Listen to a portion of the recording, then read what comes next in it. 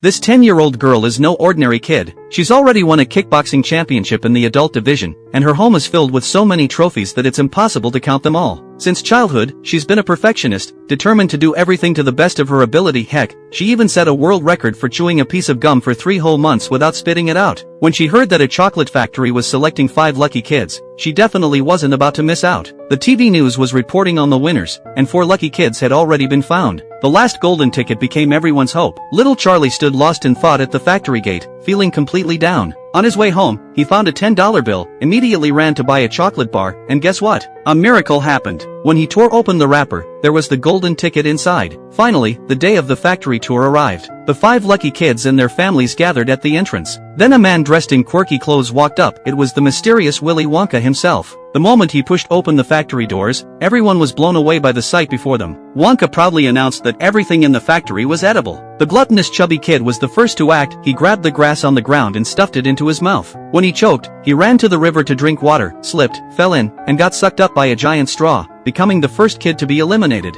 They continued their adventure on a magical boat and arrived at a high-tech lab where Wonka showed off his latest candy inventions, everlasting chocolate and gum that could replace 3 meals. But this gum invention wasn't fully perfected yet. The competitive little girl couldn't wait and popped the gum into her mouth. Soon, her face turned green, she started swelling up like a balloon, and finally turned into a giant blue ball, forcing her to cut the tour short. Next, they visited the nut workshop, where a team of trained squirrels could perfectly judge nut quality. The spoiled rich girl was instantly obsessed and demanded her dad buy her a squirrel. When Wonka made it clear they weren't for sale, she stormed into the workshop anyway. The frightened squirrels swarmed her and took down the rule-breaking girl.